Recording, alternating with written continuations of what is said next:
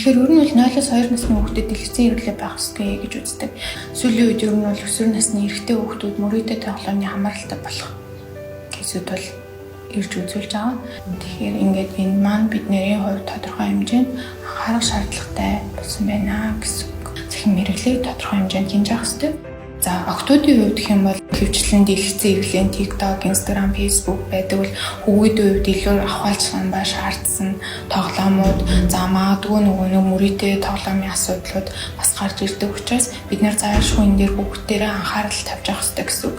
За дэлгэцэн хэрэглээ гэдэг маань одоо маш олон зүйлүүд хамаарж байгаа шүү дээ тийм ээ.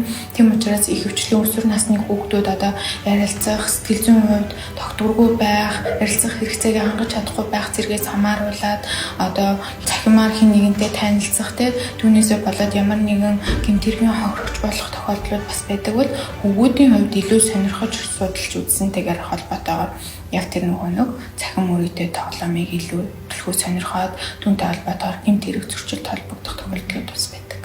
Сүүлийн үед ер нь бол өсвөр насны эрэгтэй хүүхдүүд мөрөдөө тоглоомны хамааралтай болох гэсүүд бол ирж үзүүлж байгаа.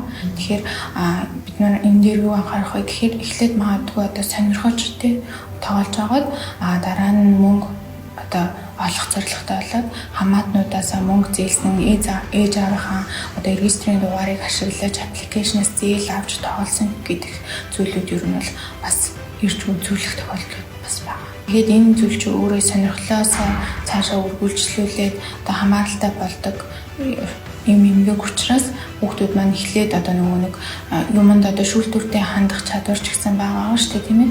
Тийм учраас одоо яг мөнгө оломж гэдэг юм уу тийм магадгүй хин нэгэн зөвлөөд ч гэдэг юм ингэж тоглож болдгийм байх ч гэдэг юм. Ийм байдлуудаас болоод хүүхд маань илүү сонирхож байгаад хүндрээд одоо жишээ нь алдсан мөнгөө буцааж олох дахиж одоо тэр өрнөөсөө гарах ч гэдэг юм ийм байдлаар одоо хүүхдүүд маань тоглож эхэлдэг.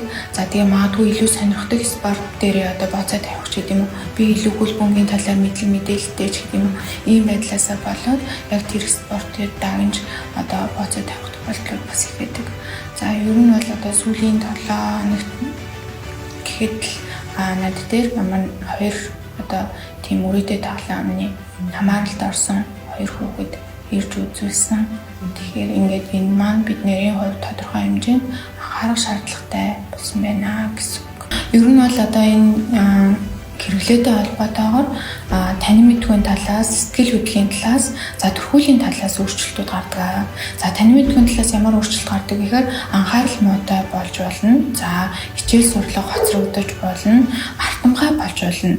За харин одоо жишээ нь сэтгэл хөдлөлийн талаас гэх юм бол төгшөмтгий байж болно.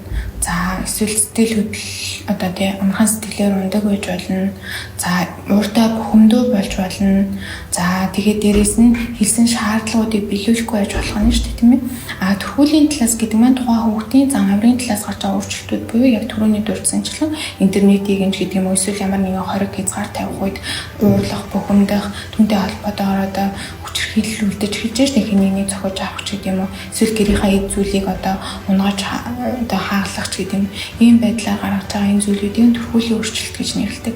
Тэгэхээр мэдээж ийм зан авирын өөрчлөлтүүд илэрж байгаа тохиолдолд бол тодорхой хэмжээнд сэтгэл зүйн зөвлөгөө авах хэрэгтэй мэрэгчлэн гэсэн үг. Ерөнхийдөө бол одоо бид нэр зөв бурууг тодорхой хэмжээнд хүүхдэд хэлж өгөх ёстой. Тэгээд энэ одоо хор уршигын талаар бид нэр одоо тухайн хүүхдэд мэдээлэл өгч тухайн байдлаас үрдэн сэргийлэх боломжтой. Магадгүй мэдээлэл өгөхөөс холбоотойгоор хүүхд маань энд хамааралтай болдог гэдгийг мэдэхгүйтэй холбоотойгоор сонирхоод тоглоод ингээд уламд амжирах тохиолдол гарч байгаа учраас. Дээрээс нь нэмээд сэтгэл хөдлөл тогтворгүй илүү ихэнх цагийг одоо дэлгэцэд зарцуулах шаардлагатай болоод ийм одоо илүү одоо сонирхсан зүйлгүй хоббигүй байгаад байгаа нь бас хүүхдүүдийн эрсдлийг бас нэмэгдүүлж байгаа.